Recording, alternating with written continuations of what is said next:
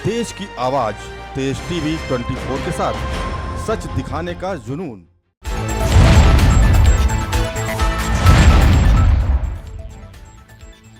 उत्तर प्रदेश के उन्नाव जिले में एक यात्री बस ने दूध के टैंकर को टक्कर मार दी, जिससे कम से कम 18 लोगों की मौत हो गई। लखनऊ आगरा एक्सप्रेसवे पर बुधवार सुबह हुए हादसे में 19 लोग घायल हो गए।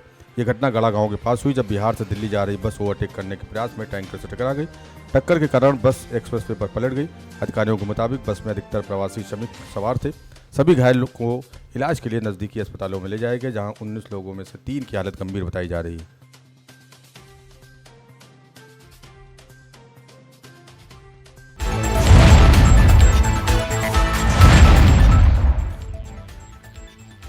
यूपी के उन्नाव में हुए सड़क हादसे में 18 लोगों की मौत की खबर के बाद प्रधानमंत्री नरेंद्र मोदी ने घटना में जान माल के नुकसान पर शोक व्यक्त किया और प्रत्येक मृतक के परिजनों के लिए पीएम राष्ट्रीय राहत कोष से 2 लाख रुपए और घायलों को 50,000 रुपए की अनुग्रह राशि देने की घोषणा की।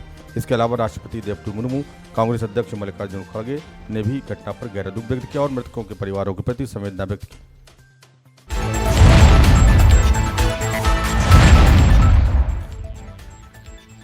प्रधानमंत्री नरेंद्र मोदी रूस के 2 दिनों के दौरे के बाद ऑस्ट्रिया पहुंचे। पीएम मोदी की ऑस्ट्रिया की 1 दिन की यात्रा के दौरान उन्होंने ऑस्ट्रिया के राष्ट्रपति अलेक्जेंडर वान डेर बेलेन से मुलाकात की। भारत और ऑस्ट्रिया के बीच बिजनेस लीडर्स को संबोधित भी किया। ऑस्ट्रिया पहुंचने पर पीएम मोदी का रेड कार्पेट स्वागत किया गया। ये बीते 40 सालों में किसी भारतीय प्रधानमंत्री का ऑस्ट्रिया का पहला दौरा है। ऑस्ट्रिया के प्रदेश मंत्री अलेक्जेंडर ने वियना एयरपोर्ट पर उनका स्वागत किया। ऑस्ट्रिया के चांसलर कार्ल नेहमर के साथ पीएम मोदी का प्राइवेट डिनर भी चर्चा में रहा।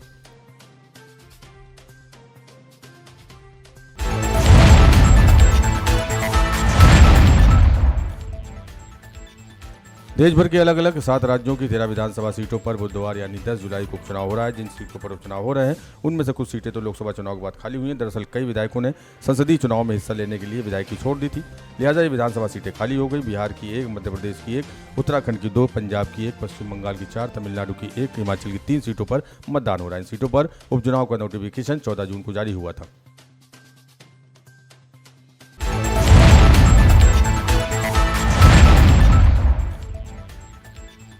पश्चिम बंगाल सरकार की ओर से सीबीआई द्वारा जांच के मुद्दे को लेकर सुप्रीम कोर्ट ने सख्त रवैया अपनाया है। दरअसल ममता सरकार ने सर्वोच्च न्यायालय में सीबीआई जांच के खिलाफ दायर याचिका में एक वाद दाखिल किया था। इसमें कहा गया था कि राज्य द्वारा सीबीआई जांच की सामान्य सहमति वापस लिए जाने के बावजूद एजेंसी वहां पर जांच कर रही है। इसे लेकर सुप्रीम कोर्ट ने मामले में विचार करने की बात कही है। सुप्रीम कोर्ट ने कहा कि पश्चिम बंगाल की बात पर कानून के अनुरूप गुणदोष के आधार पर कार्रवाई की जाएगी। कोर्ट ने इस मामले में केंद्र सरकार की तरफ से आपत्ति को भी खारिज कर दिया।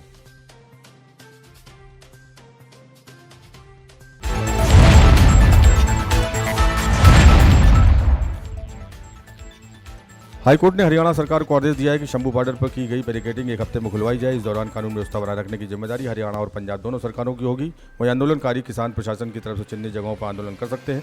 हाईकोर्ट ने किसानों को कानून व्यवस्था बनाए रखने की नसीहत भी दी। कोर्ट ने कहा कि अब शंभू बॉर्डर पर महज 500 प्रदर्शनकारी हैं, इसलिए अब ये हाईवे खोला जा सकता है। यह हाईवे पिछले 5 महीने से बंद है, इसे अब और बंद नहीं रखा जा सकता।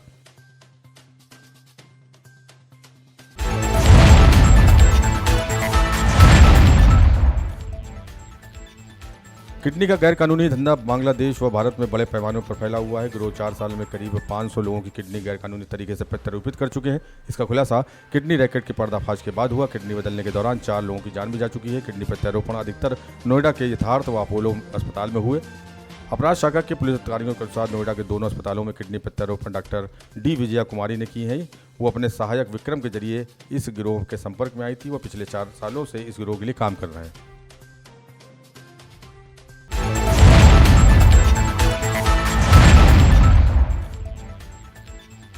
सुप्रीम कोर्ट ने कहा कि तलाकशुदा मुस्लिम महिला सीआरपीसी की धारा 125 के तहत अपने पति से भरण पोषण की हकदार है।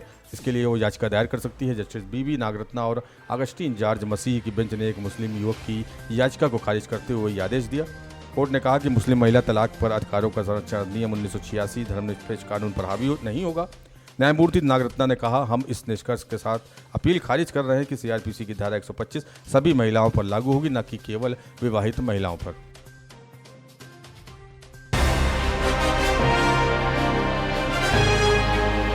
देश की आवाज तेज टीवी 24 के साथ सच दिखाने का जुनून।